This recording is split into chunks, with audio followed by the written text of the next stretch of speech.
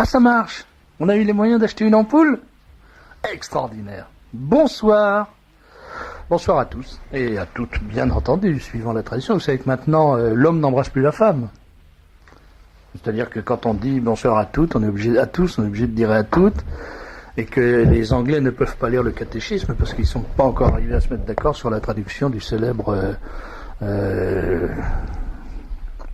homme. L'homme. Comment dit-on l'homme en anglais? La chose humaine. The human being.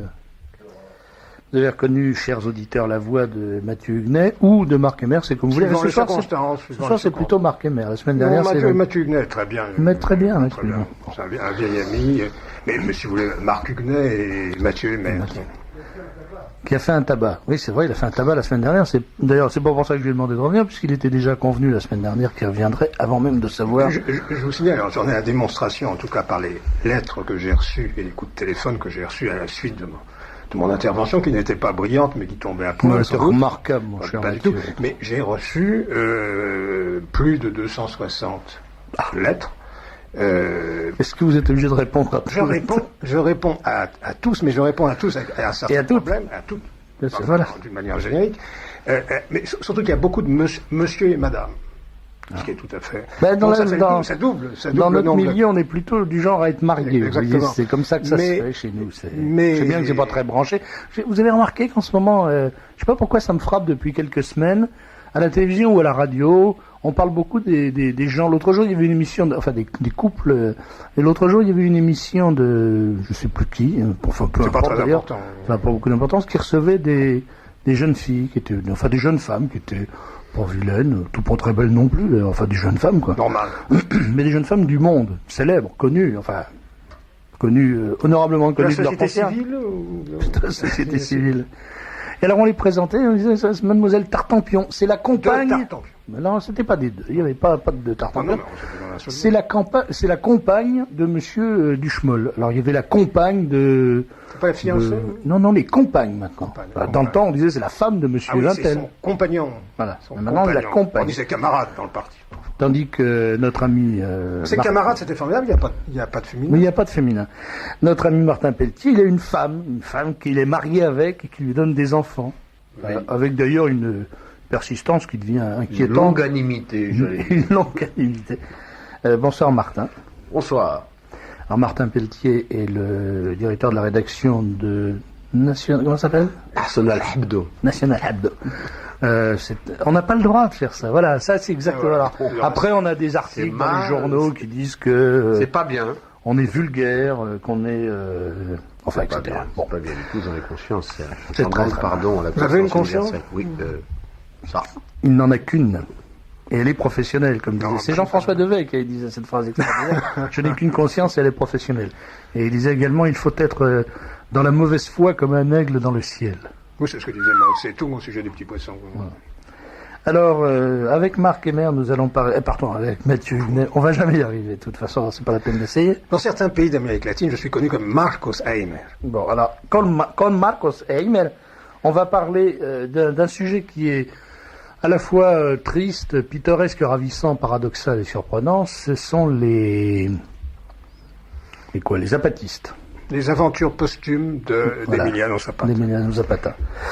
Et d'ailleurs, vous savez que j'ai inauguré en 94 une tradition. Donc c'est pas encore tout à fait une tradition puisque c'est la deuxième fois. Je vais vous lire la presse de 1914. Et là j'ai le numéro de l'Action française. On ne saurait mieux faire. J'espère que je vais pas être traîné en justice pour avoir lu l'Action française. Vous allez savoir. Pas, mais devant la Rota, le tribunal de la Sainte-Rote, du jeudi 18 janvier 1914. Eh bien, à la date du 18 janvier 1914. Ah oui, c'était toujours racisme déjà dans l'Action française, la grande semaine de blanc, il n'y avait pas une semaine du. En plus, il y a du métis, je crois, dans le. Oh bon, il y a probablement du métis. Là. Et alors, en page 2, déjà du 18 janvier 1914, il y avait un article intitulé La Révolution mexicaine. Nous recevons le plein cœur de la révolution mexicaine. Nous recevons la dépêche suivante, nous disait l'Action française, confirmant l'information que nous avons donnée hier, annonçant que le gouvernement mexicain cesse ou suspend ses paiements. C'est-à-dire qu'effectivement, déjà à l'époque, l'effet le plus clair de la révolution, c'était qu'on payait plus ses dettes. Et c'était une dépêche datée de New York, du 14 janvier. Une Toujours les dépêche de gringos étaient déjà là, Mexico. hein. Une dépêche de Mexico dit que la suspension du paiement des intérêts de la dette nationale a été conseillée au général Huerta Non. par un représentant des banquiers européens. El hijo de su madre. Oui. Le décret que le général a pris à ce sujet spécifie une suspension de 6 mois, mais les banquiers locaux s'attendraient à ce que le délai soit étendu. Et dessous, il y avait, alors je vous le signale, je ne sais pas si ça existe toujours, Si. mais amis de l'Action française, commandez vos bois et charbons chez Brossel, 253 rue de Vaugirard, téléphone Saxe 11 99, pavé de bois, 90 centimes le sac.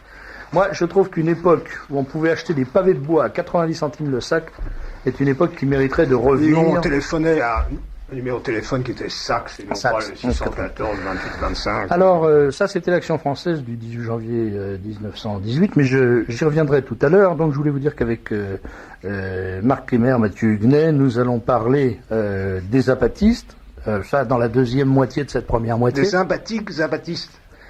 Nous allons parler de l'actualité avec Martin Pelletier, directeur de la rédaction de National Hebdo. Et en deuxième partie d'émission, là, je dois dire que j'ai une formidable surprise. Je ne faut pas c'est une surprise d'ailleurs, parce que c'était prévu depuis fort longtemps, mais je ne l'avais pas annoncé. En tout cas, je crois que ça sera un événement. Nous allons recevoir Madame Frettel. Madame Frettel, c'est une dame qui, il y a 45 ans, à Lourdes, est arrivée à Lourdes morte. Elle est arrivée pratiquement morte, puisque elle était atteinte de tuberculose généralisée au dernier degré. Elle était dans le coma depuis plusieurs mois. Son état était tellement dramatique qu'on avait chargé dans le train, dans le fourgon du train, en même temps qu'elle, dans le wagon, plutôt dans la voiture. On avait chargé un cercueil, parce qu'on pensait qu'elle allait mourir à Lourdes et qu'il faudrait la ramener dans un cercueil. Et je ne ferai pas durer plus longtemps le suspense. Comme vous l'imaginez, elle n'est pas morte en 48 à Lourdes, pour l'excellente raison qu'elle est là ce soir, et qu'elle va nous raconter comment elle a été miraculée à Lourdes. C'est une des 63, 68, 65 Oui, miraculées je crois, de Lourdes. oui. Il y en a eu très peu de reconnus. Reconnus par la médecine, qu'elle ne comprenait Voilà. pas. Alors qu'il y en a eu énormément, oui. Mais ça sera dans la deuxième partie de cette émission. Pour la première partie, nous allons parler de l'actualité. Alors, je sais pas... Peut-être de la manif du dimanche 16 pour l'école publique. On pourrait parler de cette manifestation. Je sais pas, Martin, tu y étais pas, toi? Non, je Non. n'ai pas la manifestation, mais je veux dire qu'elle est intéressante. Même, je Il n'y a voulais pas de quand- casquette. Avant d'en parler, je voulais quand même féliciter Édouard Balladur. Oui, c'est bien. Vas-y, Parce que c'est félicite. très rare d'avoir une occasion de le faire. Et je viens de lire Le Monde ce soir.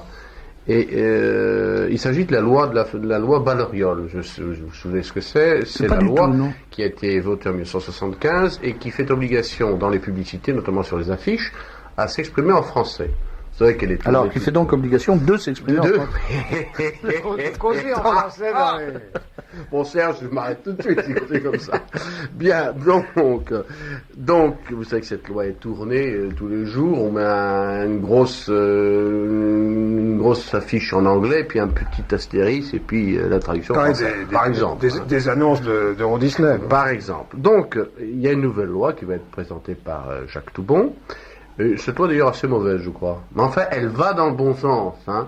Et plusieurs ministres au Conseil des ministres avaient proposé de ne pas la faire passer parce que le vent de l'histoire est tel qu'il ne faut pas s'opposer à la victoire naturelle des autres langues sur le français. Et Balladur a tranché dans l'autre sens en disant que c'était précisément à l'État de défendre sa langue.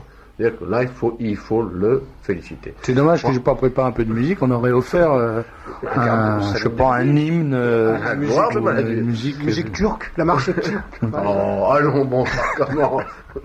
Cela dit, oui, c'est la seule raison de féliciter Balladur, parce que si on parle de la loi Falli-Boulou, c'est vraiment un remarquable ratage sur tous les points. Et le plus grave, je crois, c'est le contrôle des médias dans cette manifestation. Parce que si j'ai bien lu Libération, il y avait en tout et pour tout 200 à 260 000 manifestants. Alors, oui, Si on lit le détail, pas le titre, 200 à 260. Or maintenant, vous entendez tout le monde, c'est 1 million. Ça veut dire quoi? Ça veut dire qu'il y aurait eu, d'après le mensonge en cours, autant de monde dimanche qu'il y en a eu en 1984 pour la manif de l'école libre. Or, c'est totalement faux, il y en a eu 6 fois moins. Voilà. Justement, là, c'est tout à fait intéressant parce que on a vu le système se développer, notamment dans les journaux télévisés. Le soir, c'était 1 million. Alors, les gens qui étaient derrière leur petit écran, je veux dire les lecteurs de téléprompteurs, comme dit toujours Présent, ce que je trouve exactement la bonne définition du journaliste de télévision, disaient 1 million de personnes. Les gens qui étaient sur le terrain, eux, disaient non, pas du tout, la préfecture de police a annoncé 280 000 personnes. Alors on a vu M. Carrérou, par exemple, qui est venu et qui a dit, eh bien, il faut faire une chose, il y a une technique que tous les journalistes, il a pris un air tout à fait important, comme il fait toujours, Carrérou prendre un air important, c'est plutôt rigolo. Il y avait 1000 kilos personnes. Alors il a dit, non, il faut faire comme les journalistes font toujours. Nous, journalistes, nous avons une technique. Alors nous prenons, et alors tout le monde était pendu à celle en disant, mais quelle technique formidable a-t-il bien pu trouver? Nous prenons les chiffres de la préfecture, nous ajoutons les chiffres des organisateurs et nous divisons par 2. On était stupéfaits. Moi j'étais ailleurs.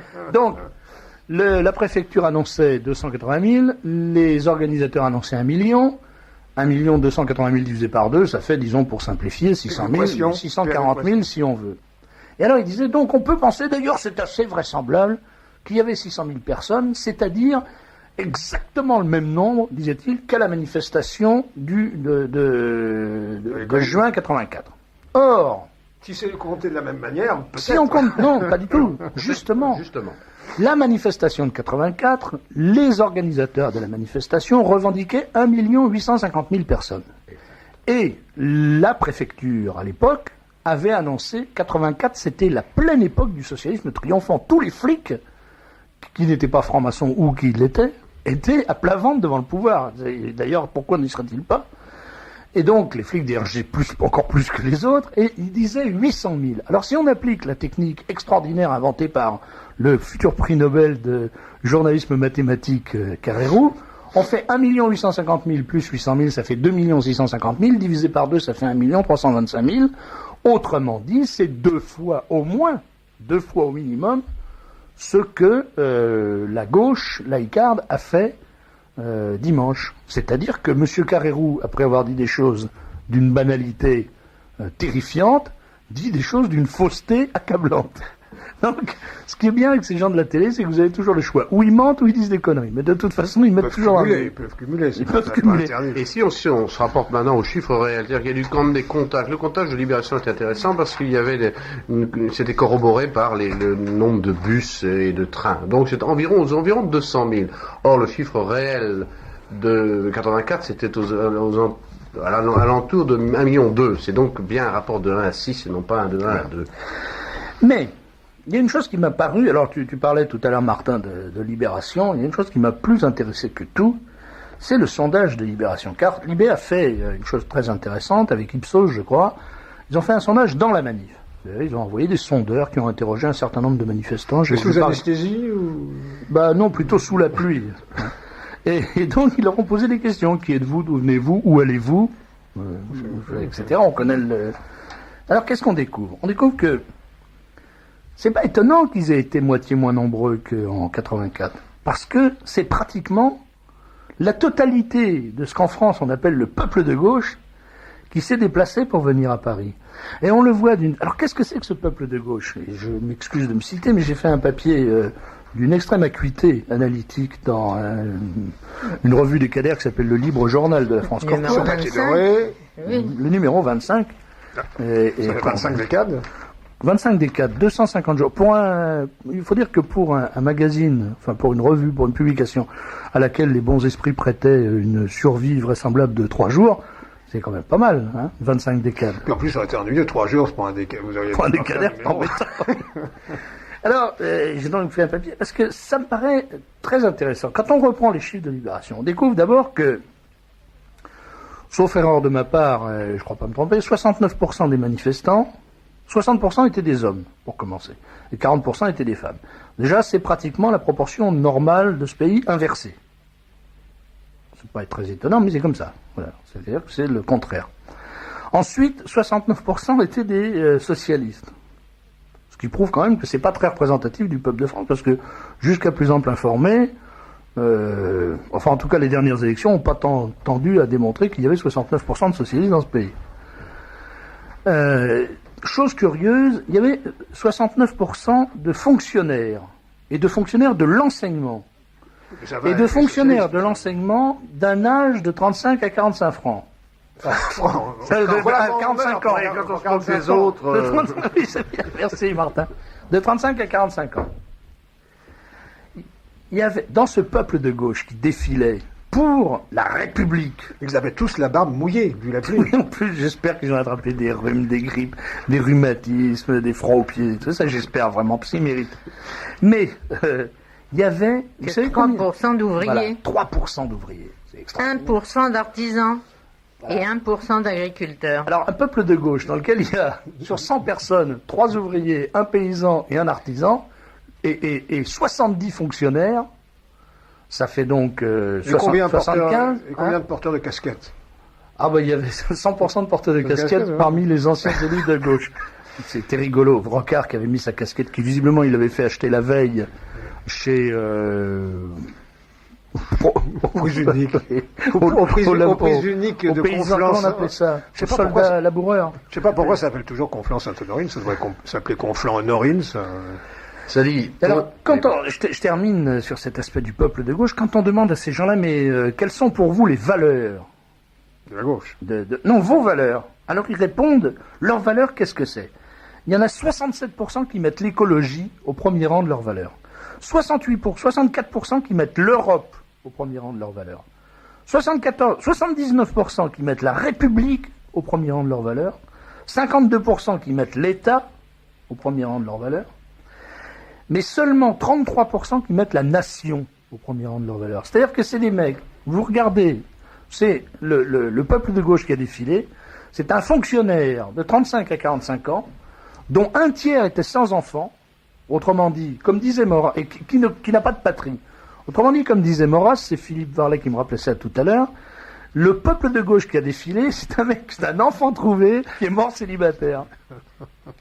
Et ils prétendent représenter le pays. Et alors, ce qui est très drôle, il y a un gag extraordinaire dans le sondage de Libération, c'est que Libération a posé des questions à ces gens-là. Il leur a dit, qu'est-ce que vous pensez du financement de l'école privée? Alors, ils ont répondu, il y a une question à laquelle ils répondent. À 42%, que l'État ne doit pas subventionner du tout les écoles privées. Ok? 42% pensent que l'État ne doit pas subventionner du tout les écoles privées. Et 36% considèrent que l'école privée ne doit pas être du tout financée par l'État. Ce qui est totalement différent quand on regarde bien.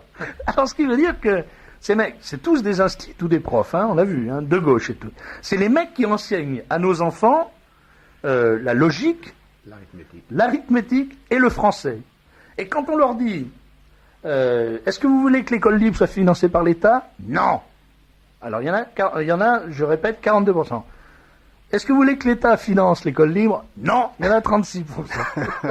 Voilà, c'est ces mecs qui apprennent à nos enfants à lire, à écrire et à penser. C'est la différence entre la voie active et la voie passive. C'est ces mecs qui prétendent. C'est ces mecs qui revendiquent le monopole de l'enseignement. Et après on s'étonne des résultats quand on a un gosse qui arrive vers 17 ans. On lui donne le journal et il dit qu'est-ce que c'est ça? Les images bougent pas. C'est pas étonnant du tout.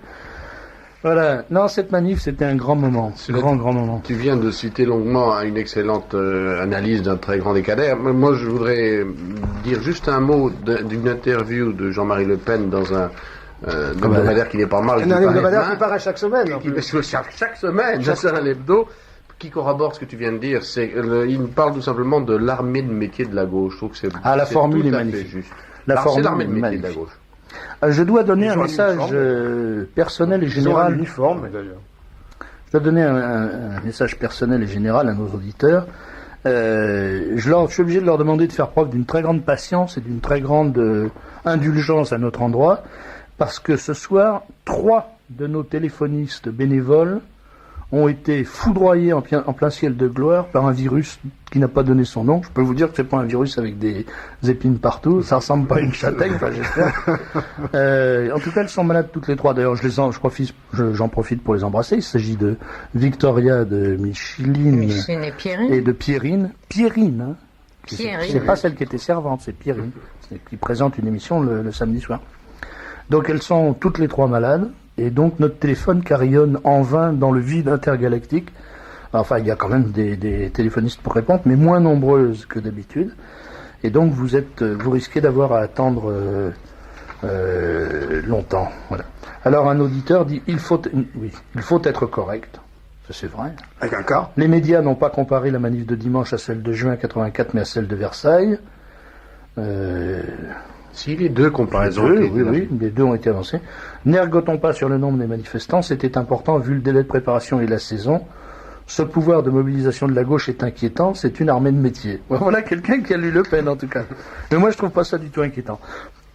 Mais vraiment, je dois le dire, d'abord, je suis pas d'un naturel inquiet, puisque Dieu est avec nous, et qu'on les aura. Et en plus, je dois dire que quand j'ai vu... D'abord, il faut dire que dans ce défilé, il y en avait au moins la moitié qui ne savaient pas du tout pourquoi ils étaient là. Simplement, ils savaient qu'ils avaient froid aux pieds. Là, c'est clair.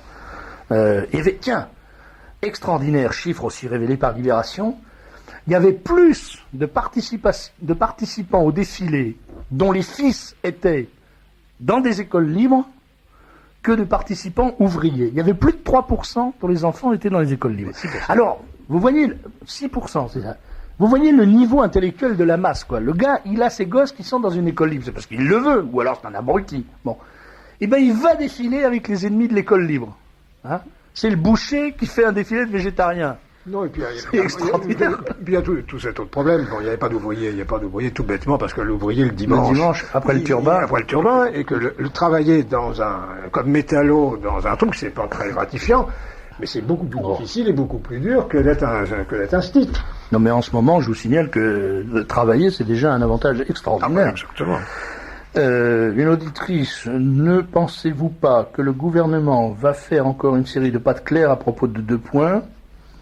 La lettre adressée à François Mitterrand par une centaine de médecins et scientifiques au sujet de la libération de Garetta et d'Alain, et l'éventuel retour de Gorgi impliqué dans les attentats de 85 et 86.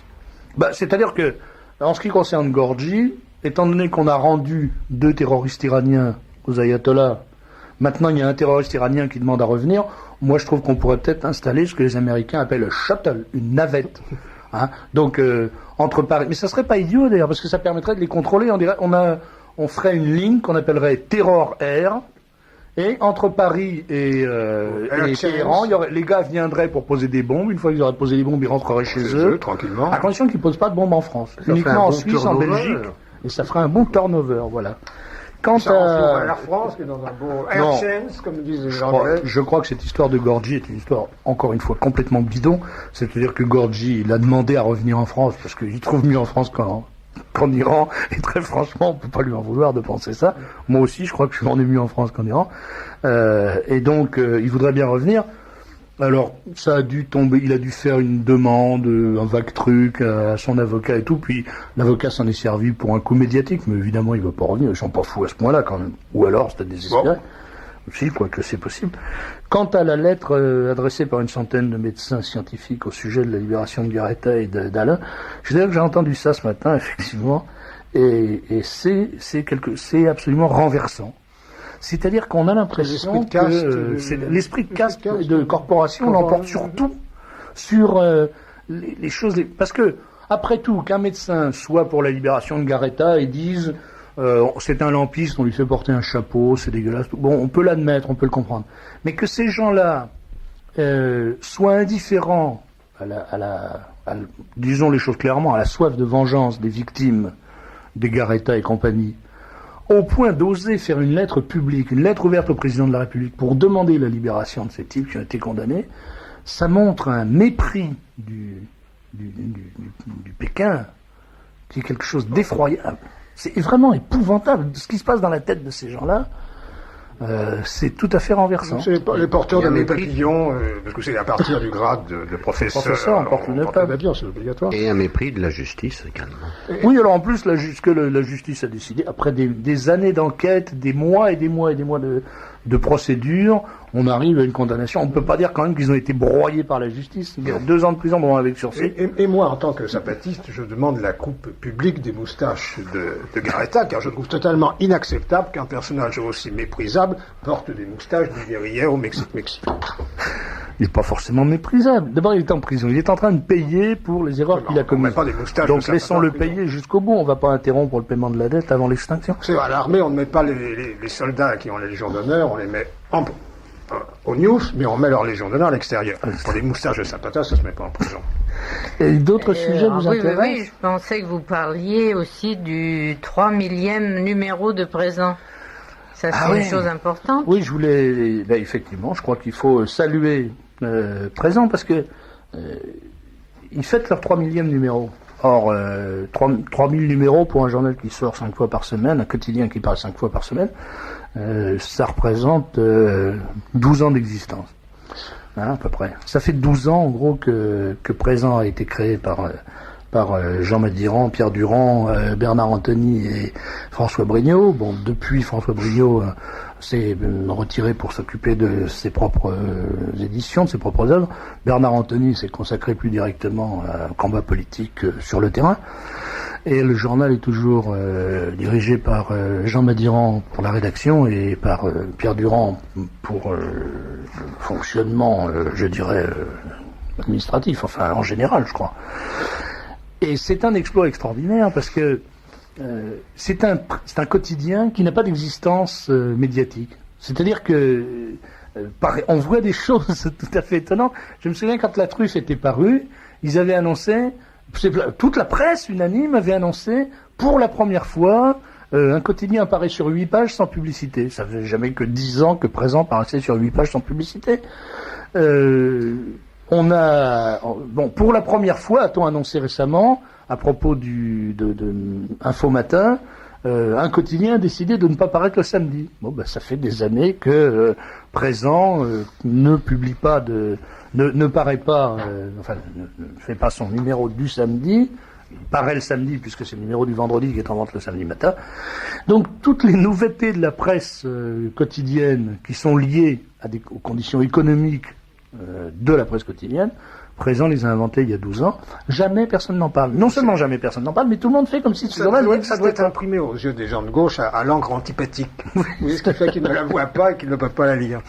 Non, c'est une réussite d'autant plus extraordinaire que personne ne misait un copec au départ dessus. Qu'il n'y avait ça, c'est le principe de base. Mais qu'il n'y avait pas, comme dans d'autres opérations de presse, à la fois, on a d'abord des fonds, il n'y avait pas de fonds, et puis il n'y avait pas non plus, vous dites pas d'appui médiatique, mais pas non plus d'appui publicitaire, il n'y avait strictement rien. Et ça, c'est uniquement dû au talent des gens qui l'ont fait. Quoi. Et ça fait 12 ans que ça dure, et bon, alors c'est pas évidemment, oui, Philippe, c'est pas le seul journal qui soit paru sans appui médiatique, sans appui politique, sans appui financier, sans aucun autre appui d'ailleurs. Mais avec quelques c'est le seul quotidien. Mais je connais un décadère qui a fait décadère vachement bien. On dira pas son nom. Donc, il y a une autre chose. Oui, surtout pas. Il y a une autre chose qu'il faut dire de Présent, c'est que, moi je le prends comme ça, c'est l'antidote parfait. C'est-à-dire que tous les matins, quand on a eu la tête farcie je le lis le matin, moi je sais bien qu'il y en a qui le lisent le soir, mais moi c'est plutôt le matin. Quand on a eu la tête farcie du Monde, de Libération, tout ça qu'on est obligé de lire, nous professionnellement, on est obligé pour savoir ce que pense l'adversaire. Après, on se fait un petit digestif en quelque sorte, et ça fait passer tout ça. C'est le desktop de l'esprit Présent, ça dégage et ça fait passer toutes les cochonneries. C'est l'antidote parfait à la désinformation, parce qu'il y a toujours l'œil, il y a les coups de gueule de Sanders, qui est d'une mauvaise foi. Tiens, alors voilà un qui est dans la mauvaise foi comme l'aigle dans le ciel, on peut dire. Il y a les papiers de Wagner qui sont super bien, les papiers de Daoudal le samedi, il y a tout, il y a Caroline Parmentier, Jeanne Smith, faudrait tous les citer, mais il y a quand même l'éditorial de Madiran aussi qui est pas mal, c'est pas mal non plus, il faut bien dire. Voilà, donc si vous ne lisez pas Présent, vous avez tort quoi, voilà. Je vais essayer de pas dire de choses trop désagréables parce que voilà. Vous pourrez formuler les choses autrement, lisez donc Présent. Alors, je disais que Rocard avait acheté sa casquette au soldat laboureur. Non, il l'a acheté à la maison irlandaise du boulevard Raspail. Ah, la maison irlandaise. Je peux vous dire, j'ai l'impression que l'ouvrier parisien, le samedi soir après le turbin, c'est pas vraiment à la maison irlandaise qui va acheter ses casquettes. En plus, je veux dire, quand on voyage, qu'on a de l'entre-gens, comme dirait Rocard, il n'y a qu'un endroit pour acheter des casquettes, c'est chez Locke, à Londres, dans St. James Street. Ça vous coûte pas cher, mais c'est des casquettes qui ont une autre gueule que celle de... Et c'est là que s'équipait en casquette, non pas en casquette, mais enfin en bicorne, l'amiral Nelson, entre autres. Quoi, la maison irlandaise? Non, pas la maison Ah irlandaise. bon, non, je croyais, je me voyais déjà Rocard appliqué avec un bicorne. Pas chez Loeb. Loeb, c'est les godasses. Bon. Et alors un auditeur nous donne un scoop, mais je vous le donne pour ce qu'il vaut, c'est-à-dire le prix du papier sur lequel il est écrit. Bientôt, nous dit-il, dissolution du Parlement par Mitterrand, dans la foulée présidentielle, et Mitterrand est réélu pour 7 ans. Troisième fois, c'est ce qu'on disait Quelle la dernière horreur. fois. Quelle horreur. Voilà. Je regarde un petit peu les commentaires de nos auditeurs. Oui, le matin même sur RTL, un responsable de l'école publique, ça c'est vrai, déclarait que la manifestation était préparée depuis le mois d'octobre 93. Donc, vous voyez, on peut pas dire que ça a été une grosse surprise quand même, hein. C'est-à-dire qu'on pensait effectivement, en juin, quand Mitterrand a refusé qu'elle soit inscrite à la session extraordinaire, tout le monde pensait qu'elle serait ressortie plutôt dans le courant de l'automne. Et Balladur a surpris son monde en ne l'inscrivant pas tout de suite. Mais ils avaient dû donc préparer les choses pour octobre. Cela dit, ils se conduisent vraiment d'une façon, enfin, ce gouvernement se conduit d'une façon minable, parce que maintenant que l'affaire a foiré, ils ont essayé de faire porter le chapeau à ce malheureux, comment il s'appelle, Monory, je confonds toujours Monory, Méhaignery, l'homme du Sénat. Borges Monory. Mais il a hurlé cet après-midi. Oui, en disant que c'était lui qui s'était trompé. Alors, comme c'est le garagiste, il n'est pas de naturel tendre, il les a envoyés au plot vite fait. Ce qui était très bien.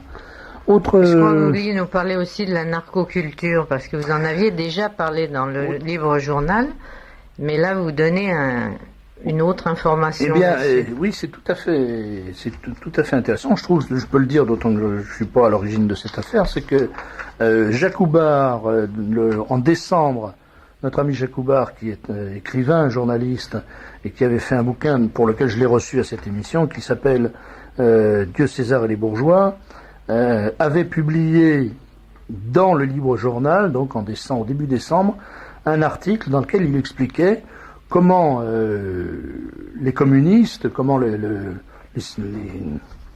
subversion marxiste avait installé en Europe et en Amérique ce qu'il appelait la narcoculture.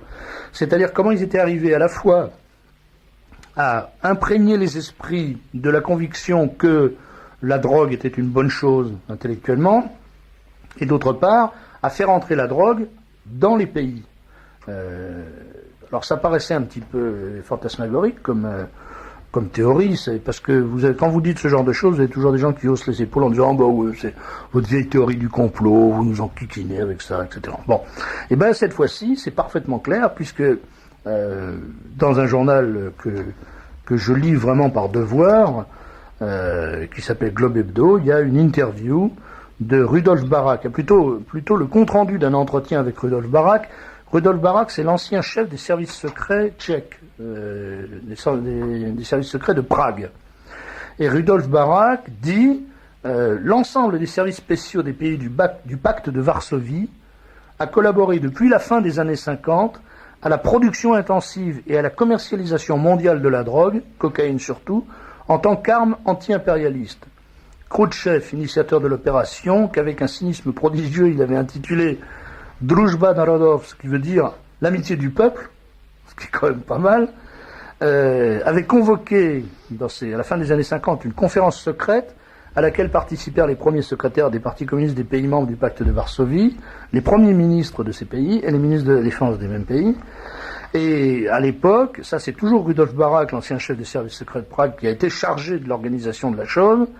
C'est toujours lui qui parle. Il dit Khrouchtchev a expliqué que le trafic de drogue était à la fois rémunérateur et stratégiquement utile, puisqu'il fragilisait le moral des troupes ennemies, et que sur le plan moral, eh bien, il n'y avait pas de souci à se faire, parce que tout ce qui peut accélérer la destruction du capitalisme est forcément moral. Et à la suite de ça, la décision a été prise dans cette réunion de confier une partie des activités à chacun des services spéciaux des pays du pacte de Varsovie, et notamment c'est Castro qui a été chargé de l'organisation des réseaux de distribution de la drogue. Et à la fin des années 60, Castro contrôlait 90% des réseaux latino-américains de distribution de la drogue. Alors, je répète que ça, c'est pas moi qui le dis. Moi, je suis un vieux fasciste, comme chacun sait. Parce qu'il paraît que d'être royaliste catholique, c'est être fasciste. Maintenant, il faut prendre le nouveau vocabulaire comme il vient. Et en plus, ils ne savent absolument pas ce qu'est le fascisme. Tous les gens. Oui, visiblement, ils savent pas. C'est une doctrine de gauche. Enfin, ils font semblant de pas le savoir. Moi, je pense malheureusement. Enfin, malheureusement. Heureusement, ça n'a aucune importance, mais ils le savent absolument pas. Et donc, c'est pas moi qui le dis, je répète que c'est l'ancien chef des services spéciaux tchécoslovaque, c'est-à-dire qui était un agent communiste de première grandeur. De première magnitude. Merci, mon cher Marc. Voilà, je crois qu'on a fait à peu près le tour de ces questions d'actualité. Oui. Il suffira de lire le livre journal numéro 25 qui vient de paraître. Il est et touchant. puis voilà, vous le demanderez au 68 rue David d'Angers. Et puis si vous nous envoyez un timbre ou deux, eh bien vous recevrez, ou un petit peu plus, peut-être même un demi-carnet ou un petit carnet de timbres, vous recevrez un spécimen, et voilà, en nous le demandant, donc 68 rue David d'Angers. Moi j'ai lu une petite information ces jours-ci dans la presse espagnole que j'ai trouvée totalement délicieuse. Il y a un auguste vieillard de 104 ans qui a été se présenter près de Grenade dans une caserne de la garde civile pour se présenter pour faire son service militaire. Pour se rendre et faire son service militaire, car il était insoumis depuis l'âge de 20 ans, il était sous Alphonse XIII, et ça lui ruinait la santé, je veux dire, ça lui brisait le moral, et il est venu pour enfin retrouver un état civil et accomplir son service militaire. Et alors, ils l'ont pris ? Pas vraiment, mais maintenant ils m'ont donné finalement une carte d'identité, il peut poursuivre des jours heureux pendant un certain temps. Bien, Marc, puisque vous avez pris la parole, vous allez la conserver, mais après qu'on ait entendu quand même une musique sur laquelle vous allez nous apporter des éclaircissements.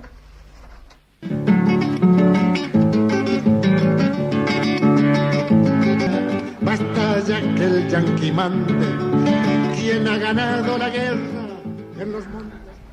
Ah, il faut laisser, au contraire. Moi, La fin est bonne. En los montes del Vietnam, el guerrillero en su tierra y el yanqui en el cinema.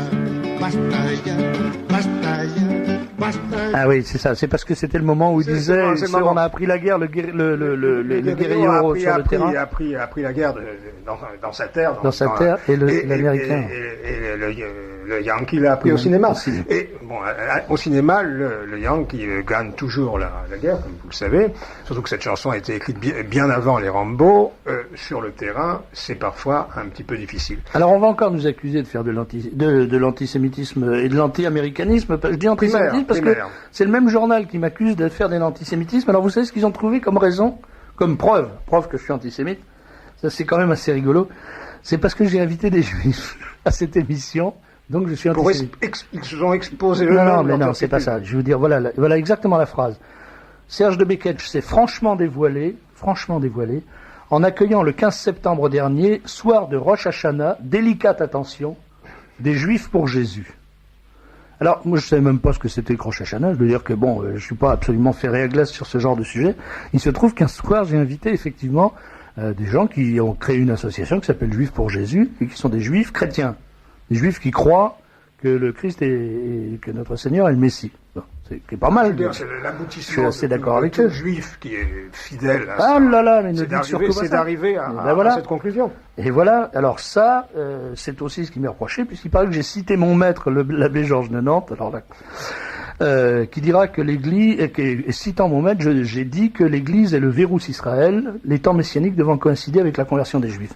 Mais je suis obligé de répéter que oui, c'est pas mon maître Georges de Nantes qui dit ça, c'est la doctrine même de l'Église catholique, c'est le fondement de la doctrine catholique. Il n'y a aucun antisémitisme là-dedans, il faut vraiment être abruti pour croire qu'il y a de l'antisémitisme là-dedans.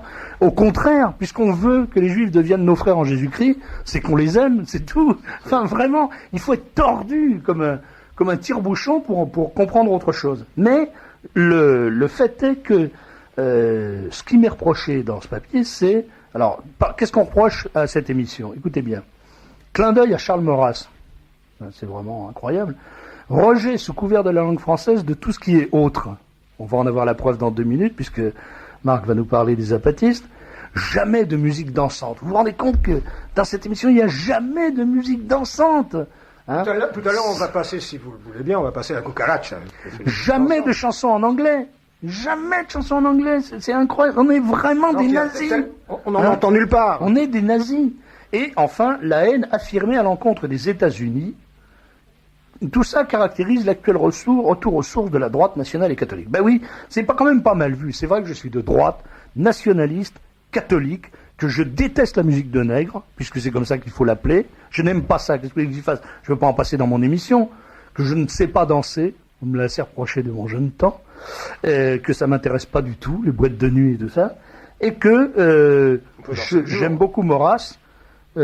J'ai non pas une haine affirmée à l'encontre des États-Unis, mais je trouve que les Américains, c'est comme tous les peuples du monde, ils sont très bien chez eux, vous voyez. J'aime beaucoup, comme Jeanne d'Arc aimait beaucoup les Anglais chez eux, j'aime beaucoup les Américains chez eux, et je voudrais qu'on arrête de me dire à chaque fois que je dis ça que les Américains, si on n'avait pas eu les Américains en 44, où on serait tout, j'en sais rien, on s'en serait probablement tiré quand même, parce que il y a quand même pas mal de Français qui ont fait ce qu'il fallait faire au moment où il fallait le faire.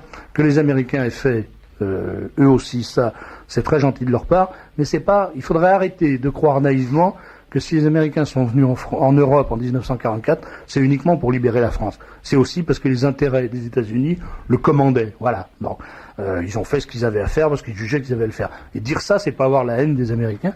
Je n'ai aucune haine des Américains. Il se trouve que je préfère la culture française à la culture américaine. C'est comme ça. Alors, le succès d'Euro Disney. D'où le succès d'Euro Disney. Je dois pas être le seul d'ailleurs en fait. Hein. Alors, donc mon cher Marc, pour en revenir à votre affaire, c'est vrai que ce chanteur qui chantait en français, visiblement, il paraît qu'on passe jamais de chansons étrangères. Il chantait en français, vous savez.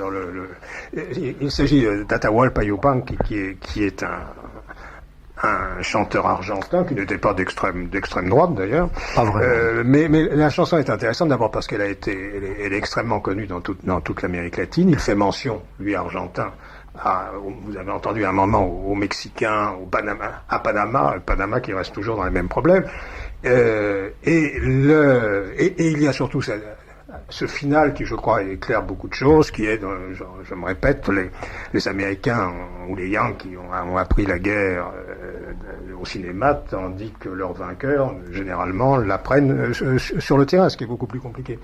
Et le problème on vient maintenant à Zapata, que l'on connaît très mal. J'ai revu je me suis passé l'autre jour le fameux film avec Marlon Brando et Anthony Quinn, qui m'a considérablement déçu quand on connaît l'histoire de la réalité de Zapata, c'est un peu décevant, mais la fin du film est tout à fait extraordinaire, car la fin du film, c'est exactement l'appel de ce qui se passe maintenant, c'est-à-dire que Zapata n'est pas mort, Zapata est toujours vivant et il va réapparaître un jour. Ça rappelle Barberousse dans sa caverne. Et depuis la mort en 1919 de Zapata et en 1923 de Pancho Villa, mais entre l'un et l'autre, il y a d'énormes différences, parce que l'un était, on en reparlera tout à l'heure, mais Zapata était, d'abord il y a une chose qu'il faut que l'on sache pourquoi le personnage m'intéresse, il n'y a rien, c'est un choix, Zapata, beaucoup plus il n'y a rien de marxiste dans le personnage. Il était profondément religieux. Le drapeau, la bannière qu'il a choisie pendant le soulèvement des paysans de l'État de Morelos, qui est un tout petit État au sud de Mexico, c'est par là que passe la route depuis Mexico jusqu'à Acapulco. C'est au pied du Popocatépetl. C'était extraordinaire volcan. C'est une terre de pays rude, de paysans très montagneuse. On est à 150 km de Mexico, mais on croit être à 3000 km. Il n'y a aucune industrie, que des petites villes, et c'est une population entièrement indienne. Et quand, à partir de 1910-1911, la révolution mexicaine commence, dans le nord, il y a Pancho Villa, qui s'appelle pas, d'abord pas Pancho Villa, mais on l'ignore souvent, mais le nom de Pancho Villa, c'est Doroteo Arango. Oui, effectivement, c'est moins fort. Pour un révolutionnaire de s'appeler Dorothée, c'est quand même pas facile. Pour une raison simple, mais la vie de Pancho Villa est aussi intéressante. À 17 ans, il a le patron de l'hacienda, le propriétaire de l'hacienda dans laquelle son père travaillait, a violé sa petite fille, la petite sœur de Doroteo Arango, et il l'a blessé très grièvement, il l'a laissé pour mort, il s'est enfui dans la montagne, et il n'est plus jamais redescendu de la montagne. Et là, il a pris un autre nom. Ça, c'est déjà bien, je trouve. Tuer les gens qui font du mal aux enfants. Je crois que c'est mais c'est le personnage tout à fait. Alors, il est parti, il a pris non pas le maquis, parce qu'il n'y a pas de maquis dans l'état de Chihuahua où il était. Il a changé de nom, car il a une attitude qui ne manque pas de chien. Exactement. Petit chien.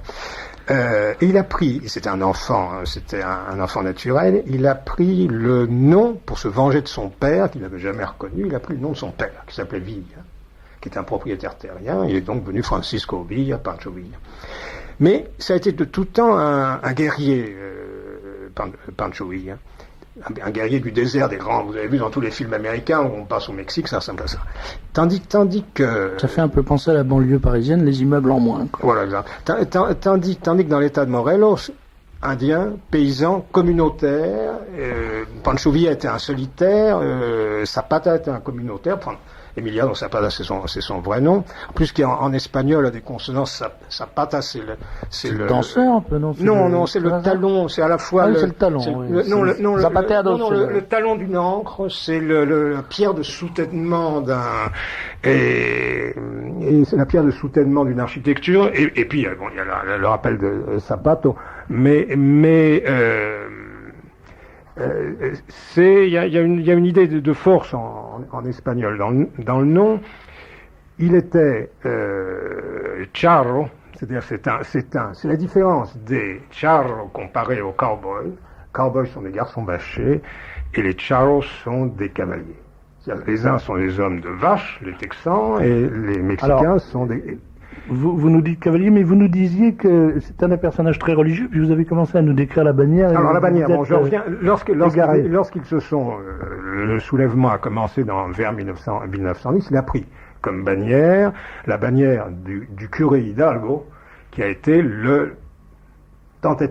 première tentative de libération de l'Espagne, du Mexique de l'Espagne en 1810, c'est le soulèvement du curé Hidalgo, où il a pris comme bannière la bannière dorée de la Vierge de Guadalupe. Et la bannière des troupes de zapatistes, je l'ai là, c'est Viva Maria Santissima de Guadalupe. Vous avez... Oui, effectivement, pour nos auditeurs, nos deux auditeurs qui ne savent pas, la Vierge de Guadalupe, c'est la Vierge miraculeuse. La Vierge miraculeuse qui existe dans tous les pays. Ah oui, mais à Guadeloupe, elle a un sens particulier. Elle a un sens particulier. C'est la Vierge nationale du... Et en plus, c'est une histoire incroyable, puisque on dit que la Vierge, le visage de la Vierge s'est imprimé miraculeusement sur un linge, sur un tablier, je crois, enfin c'est ça, un tablier. Alors on avait raconté ça et tout le monde disait « Oh, c'est des bêtises, c'est complètement des inventions de Curton ». Et il se trouve que il y a quelques années, on a examiné techniquement, avec des moyens les plus élaborés de la science moderne, on a examiné cette image de la Vierge imprimée miraculeusement sur le vêtement que portait son interlocuteur. Hein? Et on s'est aperçu d'une chose stupéfiante, c'est que dans l'œil de la Vierge, on voyait la silhouette de son interlocuteur.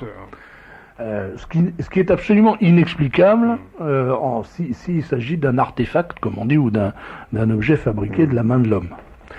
Voilà.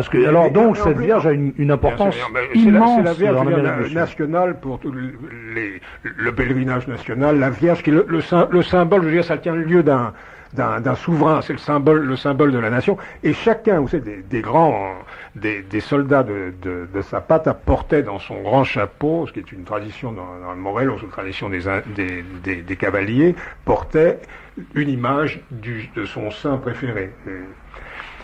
Et là, ce qu'a décidé, contrairement à Pancho Villa qui n'avait pas de doctrine, très rapidement Zapata a établi, qui n'était pas du tout, comme on le montre dans le film américain, un analphabète. Zapata lisait parfaitement, il n'était pas docteur en droit, mais entre autres il a lu Kropotkin. ce qui pour un analphabète déjà nécessite un déjà peu... pour un alphabet, c'est difficile. Et il a mis au point en 1911 le plan d'Ayala, qui était tout simplement là. Les terres revenaient aux paysans, mais revenaient aux paysans par commune. Et c'était la commune qui administrait.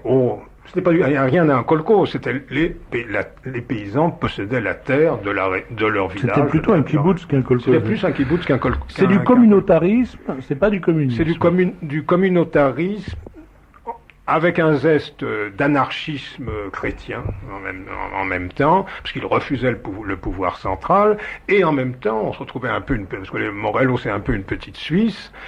Ces soldats étaient une milice villageoise organisée par village, et lorsqu'il levait son armée, il levait son armée comme la milice helvétique en quelques heures. Ils partaient tous avec leur sein dans le chapeau, leur cartouchière. Ça c'était les chouans, ça. C'était les chouans, c'est exactement. Et d'ailleurs, quand on regarde les armes qu'avaient les zapatistes actuels dans l'état de Chiapas, on s'aperçoit que pour certains les armes ultramodernes, il y a quelques-uns ont des kalachnikovs un peu dépassés, mais la plupart étaient armés de bâtons au bout duquel ils avaient mis leur machette. On arrive au faux de nos choix. Donc au fond, la révolution zapatiste du début du siècle, c'est un soulèvement populaire, c'est une chouannerie catholique et communautariste, paysanne, qui se soulève, ce soulèvement se produit contre les grands latifondières, contre les latifondières et surtout contre une série de dictatures. Bon, alors ce qui est également intéressant, c'est que l'État de Morelos porte le nom de Morelos. Il y a eu d'abord le curé Hidalgo en 1810, et puis ensuite est venu aider le curé Hidalgo, un autre curé, le curé Morelos. Ils ont l'un et l'autre été fusillés par les Espagnols, et celui qui a fait fusiller le curé Morelos, qui a donné son nom à l'État, et Iturbide, qui ensuite s'est fait couronner empereur sous le nom d'Augustin Ier, qui a ensuite lui-même été fusillé. Ensuite est arrivé Diaz. Après, est arrivé bien entendu Juárez et puis Maximilien. Et puis en fin de compte est arrivée la fameuse dictature de Diaz, qui a duré 35 ans. Et à laquelle a été mis fin le soulèvement populaire de 1910. Alors aujourd'hui, 80 ans plus tard, presque 85 ans plus tard, qu'est-ce qui, selon vous, explique ce nouveau soulèvement zapatiste, et dans quelle mesure s'agit-il vraiment d'un soulèvement néo-zapatiste? Oh, tout à fait, parce que de toute manière, alors que Pancho Villa est resté un personnage, en plus il y a une différence fondamentale entre l'un et l'autre, une chose tout le monde connaît la photo, enfin presque tout le monde connaît la photo de Pancho Villa et Zapata entrant dans la salle du trône des présidents du Mexique, Pancho Villa en uniforme de général, Zapata en uniforme de charro, de cavalier. Pancho Villa s'assoit sur le fauteuil du président, un fauteuil d'horreur, une horrible chose. Et la victoire, il est assis, il est allongé quasiment sur le fauteuil, et à côté, sur un fauteuil beaucoup plus petit, Zapata le regarde avec des yeux étonnés, et lui, sa première réaction devant le fauteuil de président a été qu'il fallait brûler le fauteuil. Pancho Villa, lui, s'est assis dessus. Et puis ensuite, dès la prise de Mexico, Pancho Villa est reparti dans ses montagnes, et Zapata est reparti vers ses kibbutz, où il est resté où il a, entre le milieu de 1914 et la fin de 1915, pendant 1 an et demi, sa république autonome de Morelos, collectiviste, communautaire, a survécu, et puis ensuite les opposants, celui qui était en train de prendre le pouvoir, qui était Carranza, a essayé de s'en débarrasser, puis finalement ils l'ont tué. Ils l'ont piégé, Ils l'ont piégé. Mais la mémoire, je dirais, comme il y a eu un titre dans l'ABC de Madrid, qui est un journal monarchiste, hyper catholique, qui est très pro-zapatiste. Le titre qu'ils ont fait il y a quelques jours, c'est pas Viva Zapata, c'est Vive Zapata, ce qui veut dire Zapata vit. Et c'est tout à fait exact. En plus, ce qui est très, très intéressant, ce dont j'ai parlé dans ma lettre d'il y a 15 jours, l'état de Chiapas, qui est l'état le plus indien d'un Mexique qui lui-même est indien, mais c'est l'état le plus pauvre, on l'a lu un peu partout, mais aussi il est tout au fond du cul-de-sac du Mexique. Vous voyez, il est tout contre le Guatemala, dans une forêt, entre autres, il y a la tribu des Lacandons. Ce ne sont pas des Mayas, contrairement à ce que l'on a dit. Entre autres, les Lacandons qui sont, on revient, la preuve que ce sont des gens de droite, ils ont été étudiés par Soustelle. Avec cette, je veux dire, ils ont un peu ce bec de canard de Gardimaou, ils sont très proches du Guatemala, qui est également de l'autre côté, du côté guatémaltèque. Il y a une guérilla qui dure depuis des siècles contre le gouvernement militaire du Guatemala, et c'est le seul endroit du Mexique où il y a une bourgade qui porte le nom d'Emiliano Zapata, se trouve à la frontière entre l'état de Chiapas et l'état de Tabasco, sur le fleuve Usumacinta. Et on retrouvait en 1994 exactement la situation où se trouvait l'état de Morelos en 1912, 13 ou 14. Et les conditions étant réunies, plus un évêque qui n'est pas un évêque de la libération, etc., mais qui est un évêque très proche de ces Indiens, ils se sont préparés assez longuement, ils ont eu quelques armes pour certains, quelques dirigeants, et puis s'appuyant sur le souvenir de Zapata, et sachant qu'on approche d'une élection au Mexique, que Salinas de Gortari, qui est sans doute le meilleur président que le Mexique ait eu depuis 1915, un économiste distingué, milliardaire bien entendu, mais beaucoup plus, c'est atypique par rapport aux autres personnages du parti révolutionnaire institutionnel, qui est le parti au pouvoir au Mexique.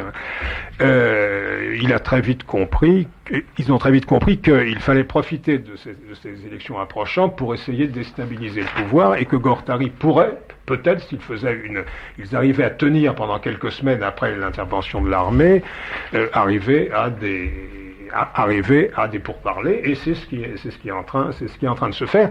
Mais plus Gortari abandonne un peu de l'Est et il a proposé l'amnistie, mais l'amnistie, ils n'ont rien à foutre, puisqu'il leur demande en même temps de rendre leurs armes. Ils en ont pas beaucoup, et il n'est pas question de rendre les armes. Ce qu'ils veulent, c'est au moins, en commençant dans l'état de Chiapas, qui a lui-même encore toute une tradition, puisque Bartolomé de las Casas, le dominicain qui défendait les Indiens dès le XVIe siècle, était l'évêque du Chiapas.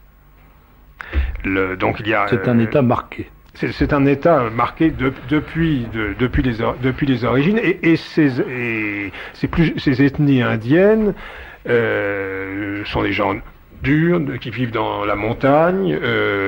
L'armée qu'on leur a envoyée sont des gens du Nord, qui sont complètement... Et en plus, ils ont fait l'erreur fondamentale de faire quelques bavures, comme on dit. Or, il suffit vous connaissez les écrits de Mao Tse-tung, une insurrection, quand on se crée des martyrs, ne sert qu'à alimenter le feu de cette insurrection même.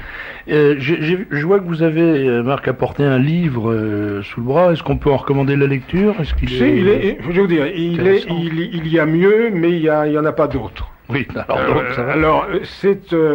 on trouve tout bêtement à la FNAC. C'est un livre de Manuel Plana qui s'appelle Pancho Villa et la Révolution mexicaine, et on parle beaucoup de Pancho Villa, un petit peu de Zapata. Ça vaut pas très cher, ça vaut 54 francs 50.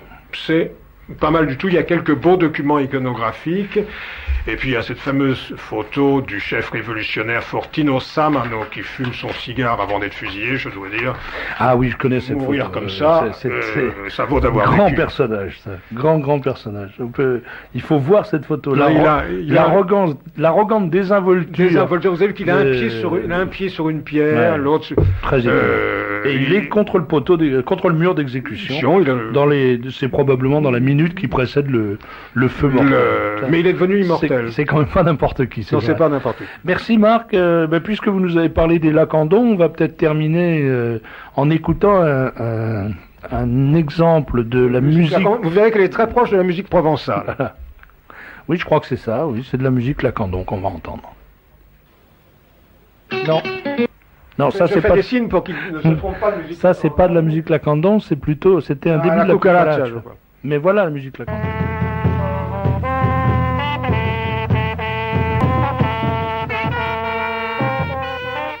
Je crois qu'on a interverti la plage, et ça c'était une plage de musique oppressante pour faire parler les colonels, les colonels faits prisonniers. Quand vous nous dites que ça ressemble à de la musique provençale, cette partie-là, pas vraiment. C'est de la musique provençale, mais fatiguée par l'altitude. Non.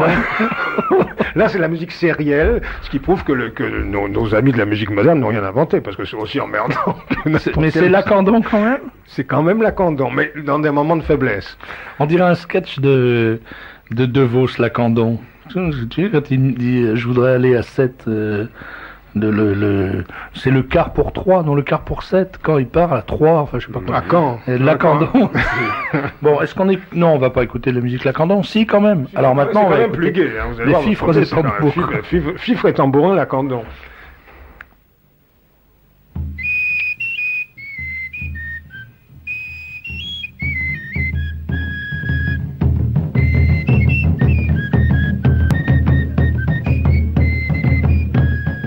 C'est quand même plus dansant. C'est le même orchestre, mais à la descente. C'est à la descente du Popocatépetl. Merci encore, Marc. Merci pour tout. Merci de nous avoir parlé de Atahualpa Yupanqui et surtout de Zapata et de Pancho Villa. Mais merci de nous avoir montré que quand même, la musique française, même si ça plaît pas à certains, c'est quand même mieux dans l'ensemble que enfin, ça montre votre éclectisme, si je veux dire. Parce que c'est quand même la seule radio qui passait de la musique lacandon. Je peux pas vous remettre qu'on fera une émission de musique lacandon hebdomadaire. C'est pas de mon ressort, mais je crois pas.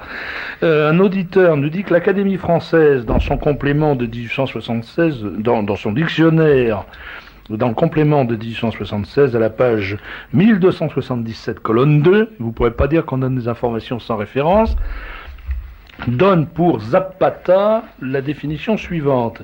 Mot espagnol qui signifie soulier, il se dit de l'usage de mettre quelques présents dans les souliers ou les pantoufles des enfants et des domestiques le jour de la Saint-Nicolas.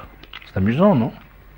Zapato, c'est soulier. Voilà. Zapata, c'est à aucun moment. Il y a même la même racine que soulier. Mais zapateados, ce que font zapateo, c'est un peu la même chose. Alors, un auditeur nous dit, c'est cropotine et non pas crapotine. Je vous rappelle. Crapoteux. Oui. Mon cher Martin Pelletier, je crois que vous avez une opinion, et ça ne m'étonne pas, sur l'affaire algérienne. Pas tellement une opinion, simplement une inquiétude, parce que je suis pas comme vous, je suis inquiet. C'est comment dirais-je, la Qu'est-ce qui peut nous arriver de pire que de monter au ciel ? Voulez-vous me le dire ? De mieux. Mais non, mais justement, c'est pas trop gênant. Oui, mais ici et maintenant, comme disait notre brave président de la République. On ne connaît ni le jour ni l'heure. Exactement. Ici et maintenant, on n'est pas tous les deux tout seuls, on n'est pas tous les trois tout seuls, il y a tout le monde. Non, il y a quand même une chose qui est inquiétante, c'est la dernière déclaration de l'armée, des chefs de l'armée algérienne, qui ne laisseront pas faire tous les dérapages contre la démocratie. Bon, il semble bien, encore une fois, qu'on ait choisi de soutenir à fond le FLN dans cette affaire-là, et que de deux choses l'une, ou bien ils réussissent, c'est-à-dire, ou bien ils vont massacrer pas mal de fils, et on va avoir du monde à la maison ici en France, ou bien ils se font déquiller, on aura aussi beaucoup de monde. Or, on est en train de faire des enquêtes sur les moyens de police et les moyens préparés par Pasqua à dans cette éventualité, pour faire face, ou les comment dirais-je, également les moyens des arrêtés préfectoraux qui sont préparés, éventuellement. Rien n'est fait. Et l'état de la législation est tel toujours, d'ailleurs, comme ils font jamais rien avant. L'état de la législation est tel qu'on ne pourra rien non plus, on ne pourra rien arrêter. Moi, je trouve ça extraordinaire. On peut avoir vraiment demain 200 000, 200, 300 000 types chez nous, comme ça, sans rien faire. Et franchement, on a l'impression qu'on nous y prépare avec ce genre de petites déclarations qui sont maintenant quasi hebdomadaires. Voilà. Alors, je voulais signaler quand même que justement, Roger Lindre et Jean-Marie Le Pen, demain soir, font une réunion, la mutualité sur ce thème. On y sera. Ni fils, ni FLN. Si vous avez encore 2 secondes, j'avais 2-3 petits sujets d'actualité à traiter avec vous.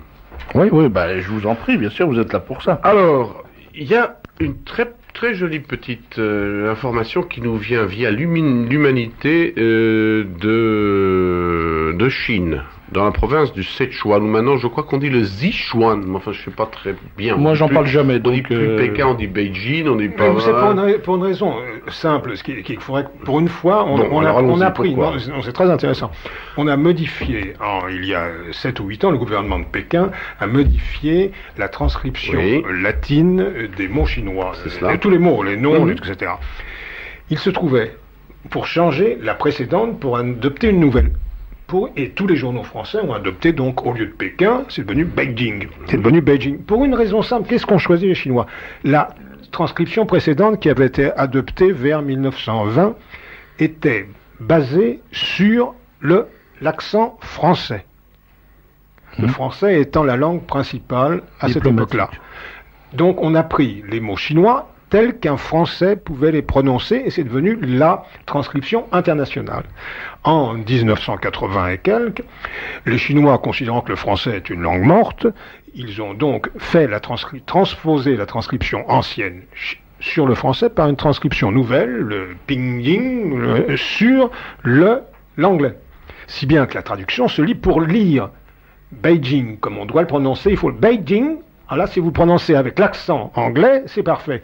Mais si vous le prononcez avec l'accent français, c'est plus inintelligible par un Chinois. Alors, je ne vois pas pourquoi les journaux français utilisent, les journaux ou les Français en général, utilisent là une transcription anglaise. Vous ne voyez pas pourquoi, vous êtes sûr? Non. Moi, je vois très bien pourquoi. Bon, alors, il faut le mode d'emploi, c'est-à-dire maintenant utiliser la nouvelle transcription, d'accord, mais prenez l'accent anglais. Ok. Bon, alors, donc, je reprends le Sichuan. What about Sichuan, en provenance de Sichuan, une très jolie petite information. Là-bas, des restaurants servent à déjeuner du placenta humain. Alors, quand on parle de bioéthique et de choses comme ça, quand on voit tout ce qui se passe en ce moment, les recherches sur l'embryon, etc., je crois qu'on est arrivé simplement à un point de folie furieux. Les Chinois, les Chinois sont très curieux. Hein. Mais ils le servent comment, Julien? Ça me fait penser à... On va peut-être pas donner de détails gastronomiques de cet ordre. Ça fait tout à fait penser à une histoire. Je ne sais plus quel ministre africain était interviewé sur une radio française, métropolitaine, et alors on débattait des problèmes de l'anthropophagie. Alors il y avait un journaliste qui était là, un chercheur français, je sais pas, spécialiste de l'Afrique français, qui naturellement essayait de justifier l'anthropophagie, bien sûr, et il expliquait que c'est pas un problème, une question de substrat culturel, et le ministre africain l'arrête, il lui dit non, pas du tout, manque de protéines. Donc on peut pas en vouloir aux Chinois, ils mangent ce qu'ils veulent. De toute façon, je suis sûr que j'irai pas souvent dans les restaurants du Sichuan. Par conséquent, je suis pas trop inquiet. En matière de bioéthique, je voulais signaler justement que National Hebdo fait paraître demain une grande interview de Martine Luydeux qui replace bien toutes ces questions dans leur contexte, c'est-à-dire uniquement le fond du problème, c'est la famille, l'éducation, et le reste, les lois, le comité d'éthique, ce sont de sérieuses plaisanteries dans l'état actuel de notre civilisation. Et puis il y a une interview de Le Pen aussi, un entretien avec Le Pen sur il est parti, il regarde ce qui se passe et il lui semble que la France est sur une politique générale de faiblesse. On en a parlé tout à l'heure de la loi Fallou. Il est évident que le gouvernement a fait montre de son extrême faiblesse en faisant machine arrière, comme dans l'affaire d'Air France avant. Mais c'est encore plus grave quand ça s'applique à la politique étrangère. Alors Le Pen a décliné. Regardez ce qui se passe justement pour parler de la Chine. On lâche Taïwan pour d'hypothétiques, je dis bien pour d'hypothétiques, malheureusement marché avec Pékin. Ce faisant, on perd la face, donc on perdra certainement des marchés. Parce que bien sûr. C'est-à-dire ce qu'on a commencé à faire en Arabie Saoudite. Comment s'appelle-t-il? Édouard Balladur est allé là-bas, comme le font beaucoup de politiciens français, en VRP pour essayer de vendre du matériel. Il y avait notamment des lignes de téléphone, il y avait des Airbus. Résultat, il n'a rien vendu, il a encore une fois perdu la face. Bon, prenons d'autres exemples. On vient d'évaluer de laisser d'évaluer le franc CFA. C'est un peu technique, mais je traduis en français. C'est-à-dire ça revient à terme à abandonner l'Afrique francophone. Donc partout où la France a quelque chose à jouer, elle ne le joue pas. En revanche, on est en train de faire les zigotos en Bosnie, où nous n'avons ou bien rien à faire, ou bien il aurait fallu le faire plus tôt et plus fort.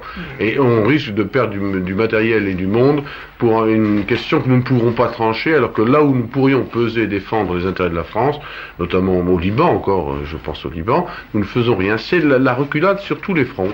Et Jean-Marie Le Pen a une jolie expression pour qualifier cette politique du chien comme au fil de l'eau. C'est le titre d'un film de Jean Rochefort, c'est Courage Fuyons. Courage Fuyons. Moi j'appelle ça la politique du pantalon sur les chevilles, mais vous savez, chacun... La version originelle de la Marseillaise, qui n'est pas marchons, mais marchez. Oui, armons-nous et marchez. Merci Martin Pelletier, merci Marc. Alors Marc, encore un mot à propos. Alors là on donne la parole à Mathieu Huguenet pour sa lettre bleue. Voilà, alors deux choses. D'une part, je vous rappelle, si vous voulez faire fructifier merveilleusement votre patrimoine, vous pouvez toujours me demander un numéro. Vous avez été beaucoup à le faire, mais j'en ai encore sous la main. Donc de la lettre bleue de Mathieu Huguenet, 16-18 place de la Chapelle, 75 018 75 018 à Paris. Et puis beaucoup d'entre vous m'ont demandé l'adresse du gestionnaire de la SICAV sur les marchés émergents dont j'ai parlé la semaine passée.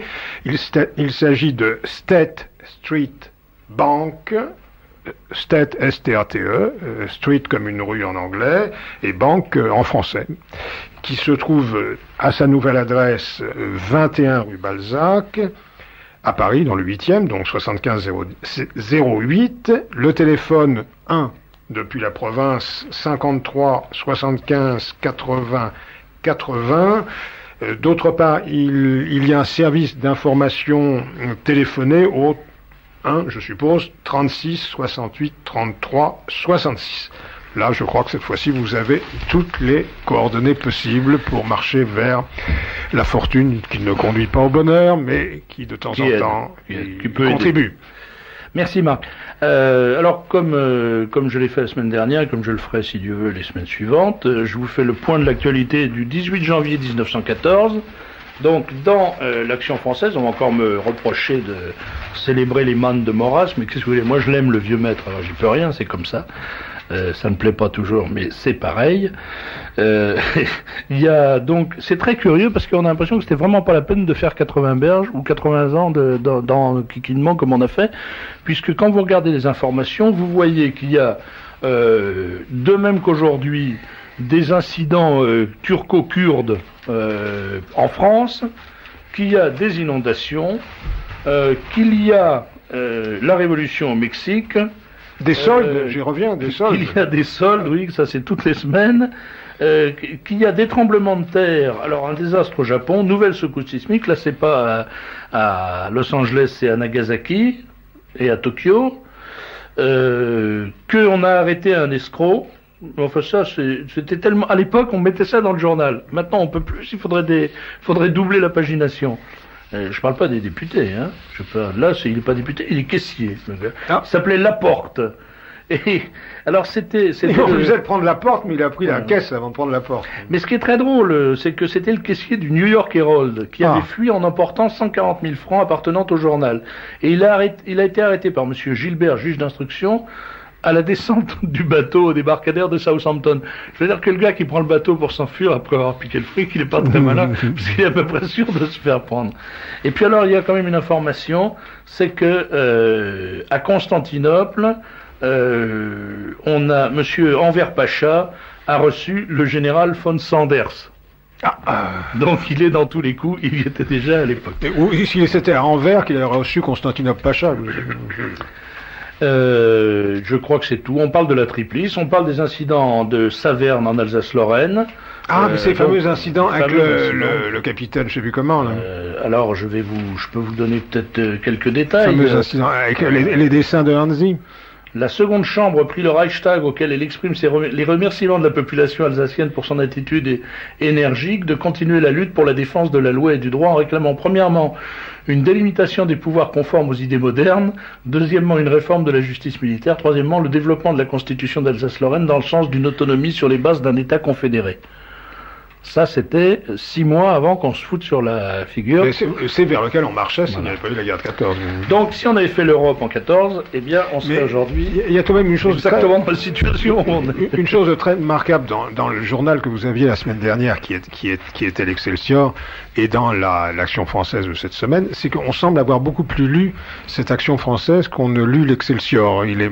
Votre exemplaire d'Action française est beaucoup plus usé par les lecteurs. Il y a moins de photos aussi, il faut dire. Oui, il faut dire. Et je vous signale qu'au Bon Marché, maison Boussicot, maison de confiance vendant le meilleur marché du monde entier, le lundi 19 janvier et les jours suivants, blanc. Voilà. C'est bien la preuve que c'était un journal raciste. Le linge et les trousseaux du Bon Marché, d'une exécution parfaite, justifient la renommée universelle de la maison. Voilà, toujours rien sur la guerre, mais pour une raison très simple, c'est qu'elle n'a pas commencé. Patientez, ça va venir dans les semaines qui suivront. Merci encore Marc, merci Martin, et nous allons écouter un petit peu de musique pour faire la valse des... Comment on appelait ça? C'est le jeu des chaises, oui, pour nos invités. Donc nous allons accueillir nos invités de la deuxième partie de l'émission au son d'une musique.